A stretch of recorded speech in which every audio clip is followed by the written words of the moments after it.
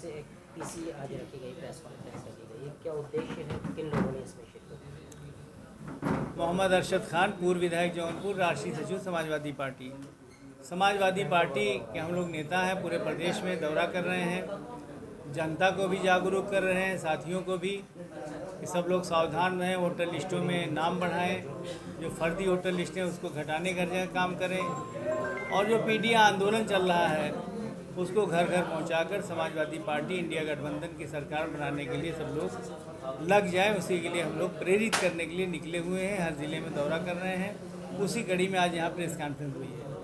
अभी जो उत्तर प्रदेश और दिल्ली में सरकार चल रही है और जहाँ भी भारतीय जनता पार्टी की सरकारें चल रही हैं, इन्होंने बुलडोजर राज कायम कर दिया है। अवैधानिक ढंग से आसाम में हज़ारों घर गिरा दिए गए हैं, उत्तर प्रदेश में हज़ारों घर गिराए गए हैं, पूरे देश में गिराए जा रहे हैं। सुप्रीम कोर्ट ने पाबंदी लगा दिया कि अब किसी का घर बुलडोजर से ना गिराया जाए तब तक जब तक कि वो कानूनी प्रक्रिया ना पूरी हो जाए।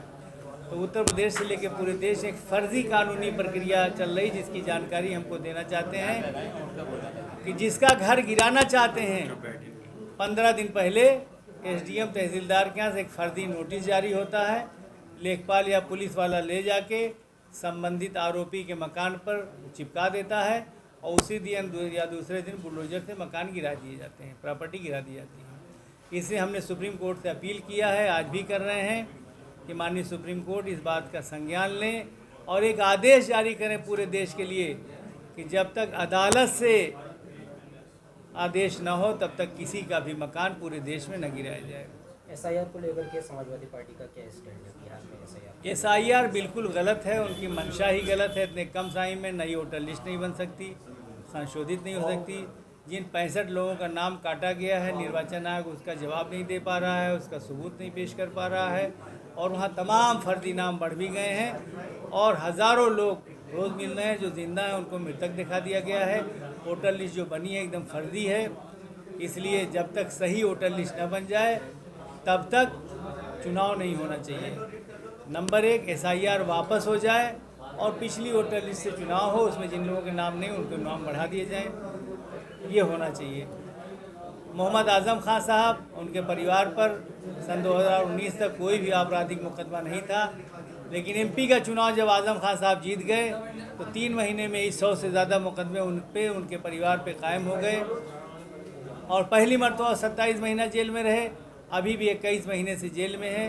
हमने माननीय सुप्रीम कोर्ट से मांग किया है कि उनको तमाम मुकदमों में एक साथ जमानत दे दी जाए, क्योंकि सरकार जिसकी उसके सरकारी वकील तो तारीख ले लेके भाग जाते हैं, उनकी जमानत नहीं हो पा रही है, ना उनके केस डिसाइड हो पा रहे हैं। दूसरा, एक सुप्रीम कोर्ट के जज की क़यादत में कमीशन बैठा दिया जाए जिसमें आज़म खान उनके परिवार के सारे मुकदमों को एक जगह करके जांच करा लिया जाए, तो दूध का दूध पानी का पानी हो जाएगा, इंसाफ कायम हो जाएगा।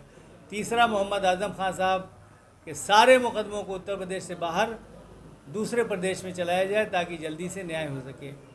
इसी तरह से यूएपीए कानून एक बना है जिसके तहत हज़ारों लोग जेल में बंद हैं। यूएपीए कानून देश के 142 करोड़ नागरिकों के मौलिक अधिकारों का हनन करता है, जो उनका ज़मानत का राइट है, इसलिए उस कानून को ख़त्म किया जाए और जो लोग जेलों में बंद हैं उनको ज़मानत दी जाए। दिल्ली में एसआईआर को लेकर, दिल्ली में सीए आंदोलन को लेकर और दंगों के नाम पर उमर खालिद, शर्जील इमाम, ताहिर हुसैन, खालिद सैफी, शफाउर रहमान खान, मीरान हैदर, इशरत सिद्दीकी, बहुत सारे लोग बंद हैं 55-66 साल से बिना ट्रायल के, उनको ज़मानत नहीं दी जा रही है। हमने माननीय सुप्रीम कोर्ट से 4 तारीख को धरना लगाकर 4 अगस्त को मांग किया, आज भी मांग कर रहे हैं उन सारे लोगों को ज़मानत दे दी जाए। उनके साथ बहुत बड़ी नाइंसाफ़ी हो रही है। इसी तरह भीमा कोरेगांव के दलित समाज के लोग काफ़ी बंद हैं 2018 से, उनको भी ज़मानत नहीं मिल रही है, उनको भी ज़मानत दी जाए। ईवीएम से चुनाव ना कराकर बैलेट पेपर से कराया जाए।